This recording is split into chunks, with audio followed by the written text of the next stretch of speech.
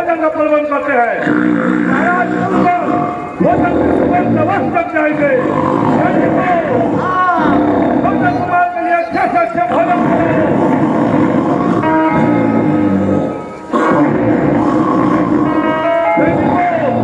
जाओ, भोजन कुमार के लिए सुगंधित भोजन हो।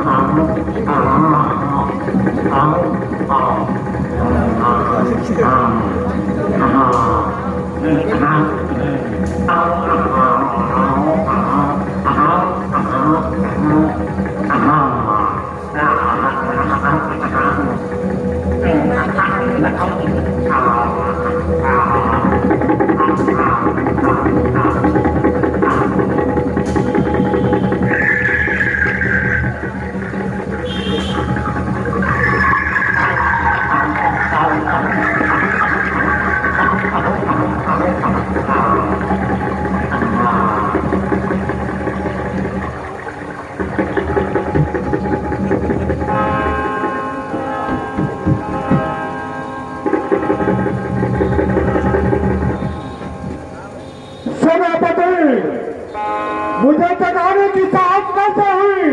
क्या लंकापति रावण सुरक्षित है? हाँ कुमार, अभी तक तो महाराज लंकेश सुरक्षित है, परंतु लंका को बानरों ने चारों तरफ से घेरा डाल दिया है। बानरों ने घेरा डाल दिया है?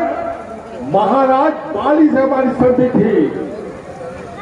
हाँ कुमार, महाराज बाली मारा गया और उसके छोटे भाई सुग्रीव और अयोध्यापति के पुत्र राम ने लंका को चारों तरफ से घेर दिया है। सभी बंदर पूरे अयोध्या के तरफ से घेर दिए हैं। मैं आपको वचन देता हूँ कि मुझे भैया से भेंट करने की अभी तुमको सूचना देता हूँ। भैया को सूचित करो कि उसका छोटा भाई कुंभकर्ण तुमसे मुलाकात करना चाहता है। क्या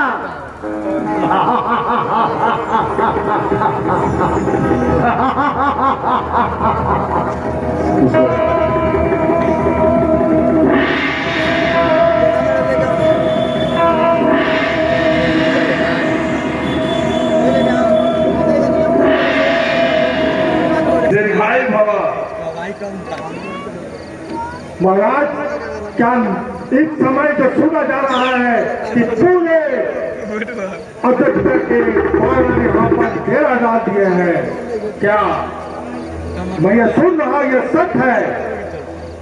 अनुज, इस समय लंका संकट से घिरा हुआ है। जब तक दूसरे राज्यों से नहीं आ जाते तब तक लंका का कठिन होता जा रहा है, क्योंकि लंका का कोष भी खाली हो चुका है। इसलिए तुझे समय जगाया गया है भाई। क्या आपके बेटे से कुछ नहीं हुआ? जब मैं सैक युद्ध में गया था उसने मुझे निहत्था करके छोड़ दिया। मेरा बंद कर दिया होता तो मुझे कोई दुख नहीं होता, लेकिन उसने निहत्था करके छोड़ दिया और बोला कि मैं निहत्थे पर भार नहीं करता और मैं कौन से अवतार लेकर उस सीता के फांस भी जाऊंगा। इसलिए मुझे लगाना आवश्यक हो चुका है भाई। महाराज तीनों लोगों का विजेता रावण आज श्रीहीन, शक्तिहीन और मानहीनों का रह गया। फिर भी आपने नहीं सोचा कि वास्तव में श्री राम कौन है। शत्रु को सिर लगाकर संबोधित मत करो। क्या हमारा कर्तव्य अपने प्राण का अपमान और अपने भाइयों को मृत्यु का बदला लेना हमारा कर्तव्य नहीं बनता? हाँ, जिस प्रकार आज मुझे उठाया है, अगर उसी प्रकार उस दिन उठाए रहते तो मैं आपको बताता कि बदला कैसे लिया जाता है। यह समय सास सुनाने का नहीं है। संकट के घड़ी में अगर कोई भाई अपराध किया है, पाप किया है, उस संकट में अगर कोई भाई उसका साथ दे तो भाई कहलाने जो गए। अगर ऐसी दुर्दशा तुम्हारी है तो जाओ फिर से सो जाओ। रावण अपना आन और साथ दोनों निभाना चाहता है। मुझे तुम्हारी कोई आवश्यकता नहीं। भैया आप मुझे गलत समझ रहे हैं। मैं आपका छोटा भाई हूँ और छोटे भाई की जीते जी बड़े भाई को कोई घटना घट जाए तो धिक्कार है हम पर। हम आपको वचन देते हैं भैया, और आप दूध की चिंता भूल जाइए।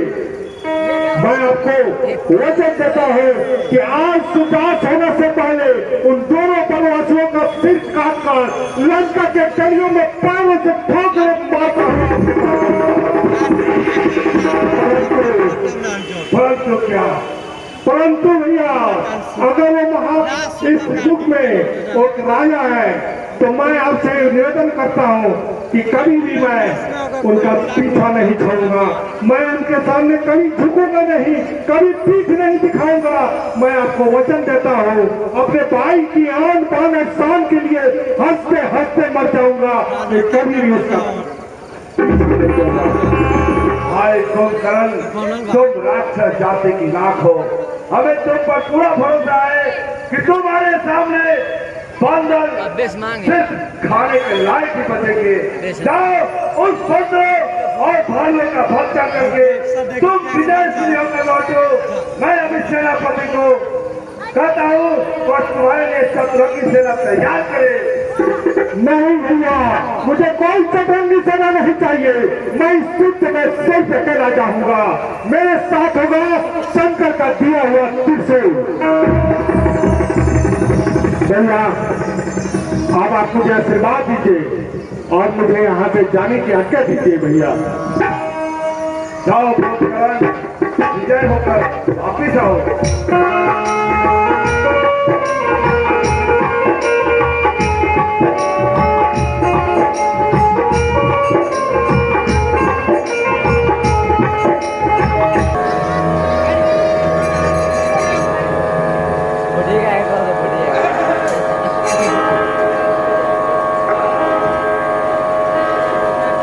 रावण कोई मायावी रूप धारण करके युद्ध क्षेत्र में आ रहा है।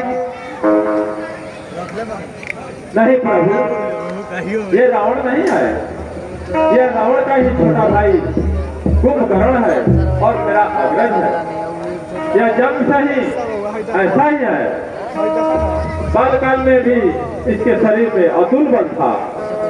यह एक दिन में इतना भोजन करता था जितना नगर के सभी प्राणी मिलकर नहीं किया करते थे। ब्रह्मा जी को इस बात की चिंता थी कि अगर यह जीवित रह गया तो संसार के सारे अंग को खाकर समाप्त कर सकता है। तो फिर हम तीनों भाइयों ने एक साथ मिलकर कठोर तपस्या करके ब्रह्मा जी को प्रसन्न किया। तो ब्रह्मा जी ने प्रसन्न होकर वरदान मांगने को कहा। तो बड़े भाइयों ने अनंत शक्तियां मांगी और भैया कुंभकर्ण इंद्रासन मांगना चाहते थे। इंद्र आदि देवताओं ने